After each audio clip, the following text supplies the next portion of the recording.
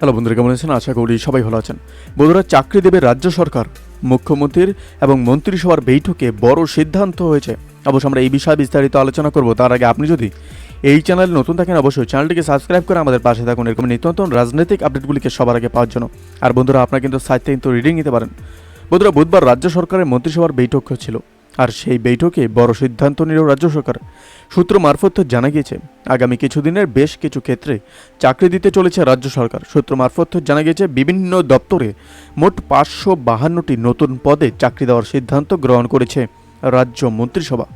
স্বরাষ্ট্র দপ্তরে 105টি শূন্যপদ এবং প্রাণী সম্পদ বিকাশ দপ্তরে 270টি পদে নতুন নিয়োগ হবে। এছাড়া স্কুল শিক্ষা দপ্তরে 35 জনকে নিয়োগ করা হবে।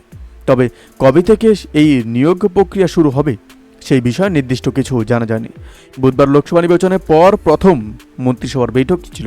সেই বৈঠকের শেষের দিকে মমতা মন্ত্রীদের নির্দেশ দেন, যেসব এলাকায় লোকসভায় ফলাফল আশানুরূপ হয়নি বা যেসব এলাকায় শাসক দল পিছিয়ে রয়েছে সেই এলাকাগুলিতে বাড়তি দায়িত্ব দিতে হবে মন্ত্রীদের। মুখ্যমন্ত্রী এদিন মন্ত্রীদের স্পষ্ট নির্দেশ দেন, সবাইকে জনসংযোগে নজর দিতে হবে, মানুষের পাশে থাকতে হবে। যেসব এলাকায় ফল খারাপ হয়েছে সেখানেও মানুষের পাশে থাকতে হবে। এদিন মমতা বন্দ্যোপাধ্যায় জানিয়েছেন, মানুষের পাশে থাকতে হবে, মানুষের জন্য কাজ করতে হবে, না হলে ভোটে জেতা যাবে না। আগামী দিনে এটা মাথায় রেখে কাজ করতে হবে। এদিনে বৈঠকে কোচবিহারে ভালো ফলের জন্য মন্ত্রী উদয়ন গুহর প্রশংসাও করেন মুখ্যমন্ত্রী।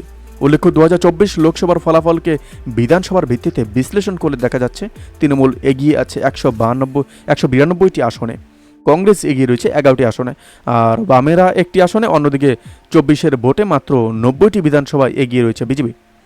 বন্ধুরা, এই আপডেট প্রসঙ্গে আপনাদের কি মতামত অবশ্যই আমাদের কমেন্ট করে জানাতে ভুলবেন না। ভালো থাকবেন, সুস্থ থাকবেন, ধন্যবাদ। দেখা হচ্ছে নতুন একটি ভিডিওতে। আপনি কোথা থেকে দেখছেন এই ভিডিওটিকে অবশ্যই আমাদের কমেন্ট করে জানাতে ভুলবেন না। ধন্যবাদ।